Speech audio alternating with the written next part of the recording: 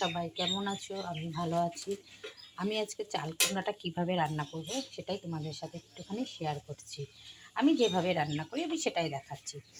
দেখো আমি তেল দিয়েছি, এবার একটা লঙ্কা দিয়ে দিলাম, এবার একটু তেজপাতা দেবো। ঘন্টায় না একটু গরম ভাব আসছে, এই যে তেজপাতাটা তেলের পরে দিয়ে দিলাম। দেখো ভালো। আর আমি মুগ ডাল দিয়ে করব। এই দেখো মুগ ডাল নিলাম, মুগ ডাল তেলের পরে দিয়ে দিচ্ছি। মুগ ডালটা আমি তেলের পরে দিয়ে দিলাম। মুগ ডাল দিয়ে না ভীষণ ভালো লাগে খেতে। আর আজকে তো আমার শনিবার আজকে, এই জন্যই ভাবছি একটু নিরামিষ মতোই করবো। আর আমার খুব সকাল সকাল রান্না হচ্ছে, কারণ আমার একটু দোকানে যেতে হচ্ছে, এই সেজন্য সকাল টাইমটায়। এই দেখো এবারে চাল কুমড়োটা আমি দিয়ে দেবো। আমার এটা ভাজা হয়ে গেছে, রয়েছে।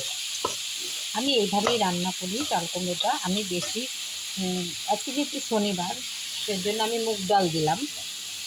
আর না হলে এক এক সময় এক একটা কোনো মাছের মাথা টাথা থাকলে বা চিংড়ি মাছ থাকলে আমি দিই, কিন্তু শনিবার যেহেতু সেজন্য ভাবলাম একটু নিরামিষ মতোই করি। আমি প্রত্যেক শনিবার খাই না, আমি খেয়াল করছি আজকে বললে নিরামিষ খাবো, তো ঠিক আছে নিরামিষই করবো সেরকম। দেখো মুগ ডাল দিয়ে করবো। এবার একটুখানি ভাজাটা মানে বেশি হবে ডালটা।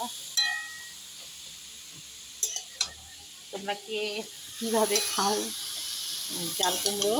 আমি তো এইভাবেই খাই, এইভাবেই করি আমরা। আমি আগে চাল কুমড়োটা নুন দিয়ে মাখিয়ে রেখেছিলাম, মাখিয়ে একটু জলটা করে নিলাম, ঝরিয়ে নিলাম। দেখো আমি এটা দেখেছি আমার শ্বশুরবাড়িতে এইভাবে করে।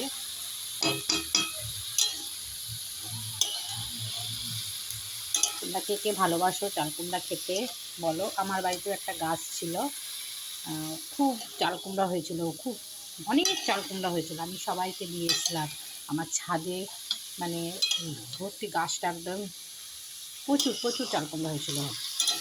আর খেতে খুব ভালো ছিল চাল কুমড়োটা। আর এবার তো আর হচ্ছে না, চাল কুমড়ো গাছ আমরা লাগাইনি, লাউ গাছও এবার লাগাইনি। প্রতিবার লাউ গাছ, চাল কুমড়ো গাছ, মিষ্টি কুমড়ো গাছ লাগানো হয়, এবার কিছুই হয় না, মানে লাগাইনি। তোমরা কে পছন্দ করো চাল কুমড়ো খেতে মুগ ডাল দিয়ে? কমেন্ট করে জানাও। টাটা।